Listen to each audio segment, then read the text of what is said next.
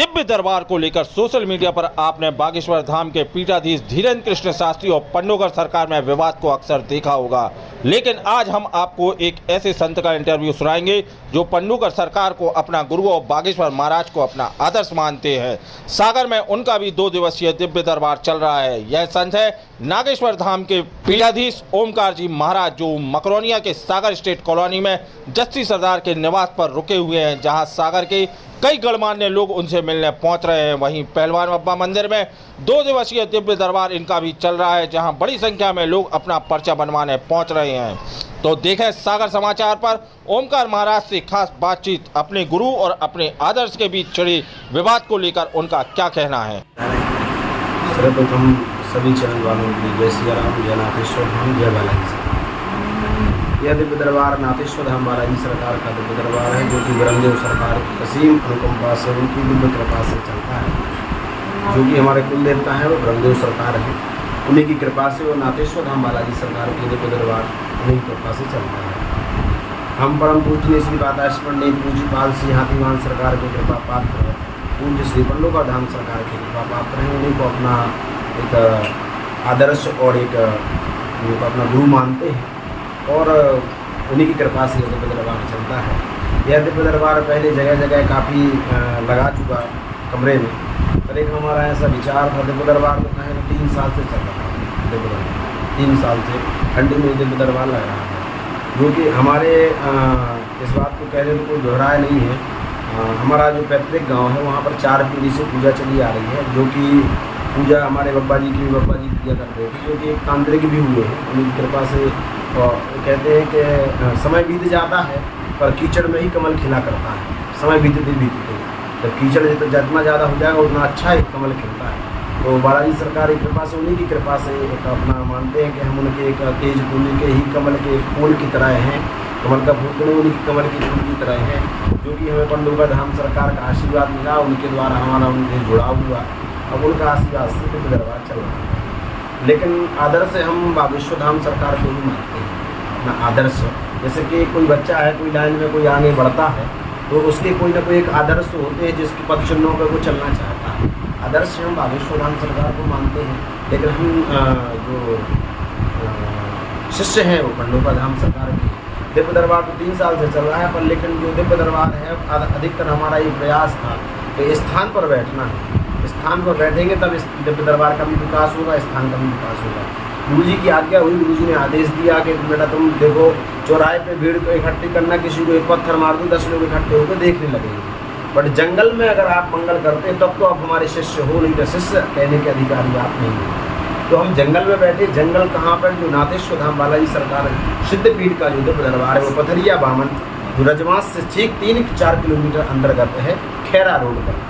खेरा ग्राम वासियों का, पथरिया ग्राम वासियों का बड़ा ही सहयोग रहता है उस नाथेश्वर धाम सिद्धपीठ पर, और अनेक लोगों का वहाँ पर दिव्य दरबार है, जहाँ की दिव्य दरबार प्रति मंगलवार को लगा करता है जंगल में भी, और 2,500 से 2,000 लोग मंगलवार को वहाँ पहुँच जाते हैं।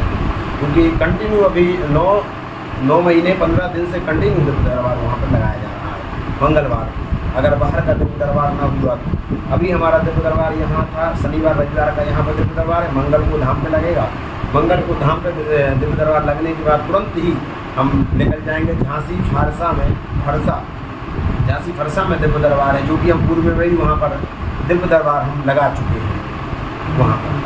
वहाँ पर दिव्य दरबार हम लगा चुके हैं, और 108 कुंडी एक हुआ था टहरौली तहसील में, बड़े ही विशेष सहयोग से वहाँ पर दिव्य दरबार लगाया गया था। अनेक जगह दिव्य दरबार लगाया जाता है।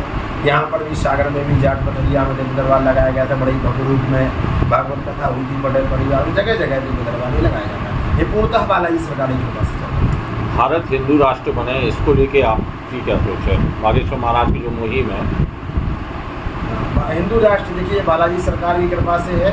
ये सभी का ये भारत देश है, सभी का ये भारत देश होना चाहिए।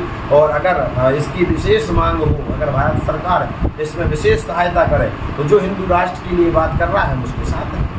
आप जैसे बागेश्वर महाराज को अपना आदर्श मानते हैं और वो ये मुहिम चला रहे हैं भारत को हिंदू राष्ट्र बनाने की, उसमें आप कितने समर्थन देते हैं उनकी बात को और कितना योगदान? देखिए हम ये नहीं कहेंगे कि बागेश्वर धाम सरकार हमारे आदर्श तो हैं।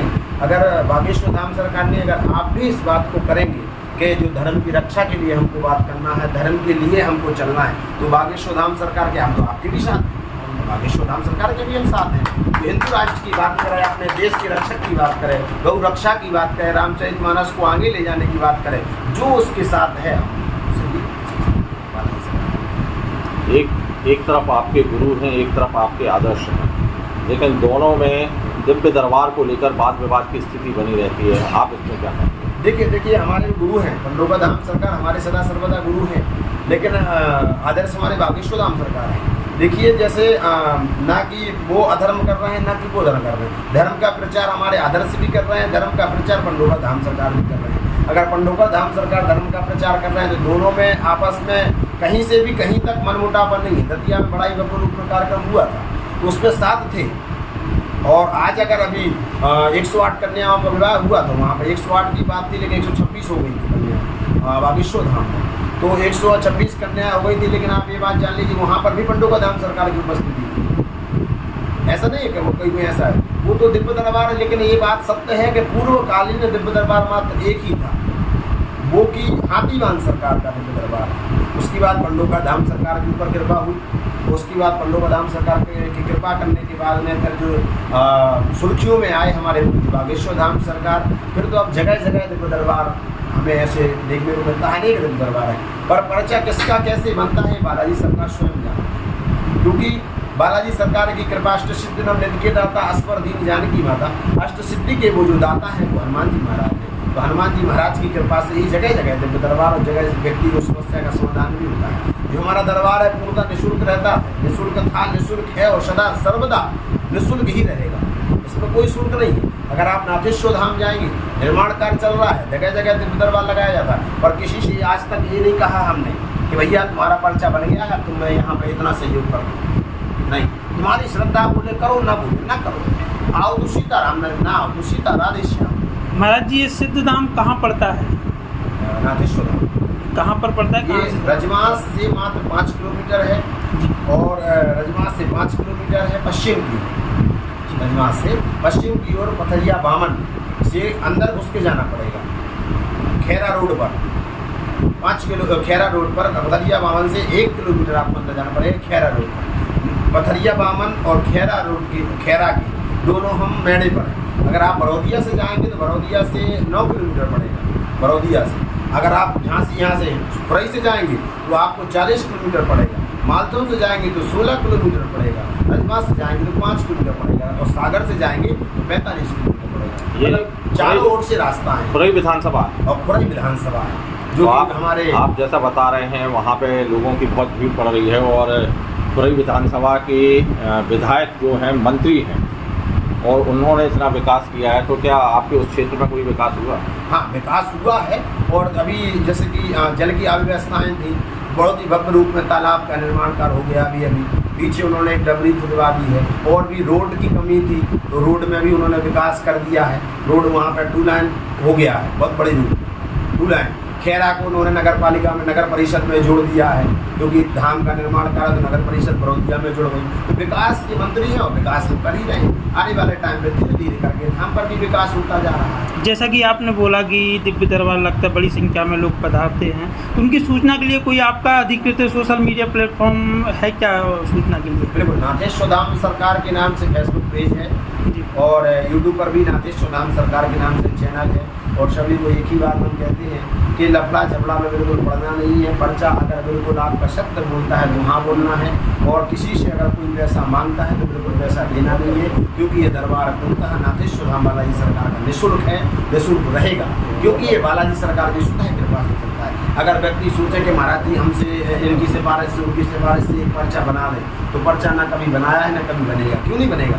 कारण एक ही है, क्योंकि आप दरबार में बैठेंगे, यह बिना टोकन के दरबार है, ना वहाँ धाम पे टोकन, ना कहीं दरबार लगता है तो वहाँ टोकन। मतलब अगर फ्लैक्स छपते हैं तो ये हमें लिखवाने की आवश्यकता नहीं पड़ती कि बिगड़ टोकन की दिव्य दरबार। जब टोकन है ही नहीं, बिगड़ टोकन की दिव्य दरबार कहाँ से? हमारा जी, ये जो दरबार लग रहे हैं, इसका मूल उद्देश्य क्या, जनता को एकत्रित करना है, या सनातन धर्म का प्रचार है, या हिंदू राष्ट्र की परिकल्पना? ये दिव्य दरबार सदा सर्वदा एक ही कल्पना को लेकर के है।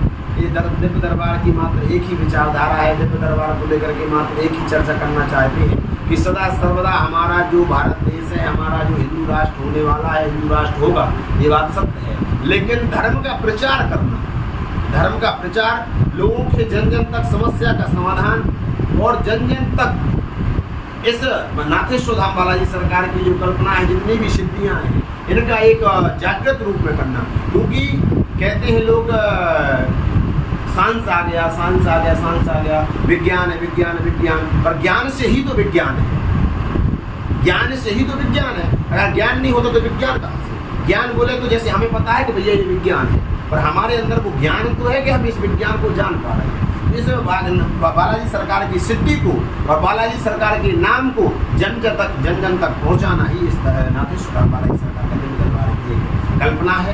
जन जन तक इसका प्रचार हमारे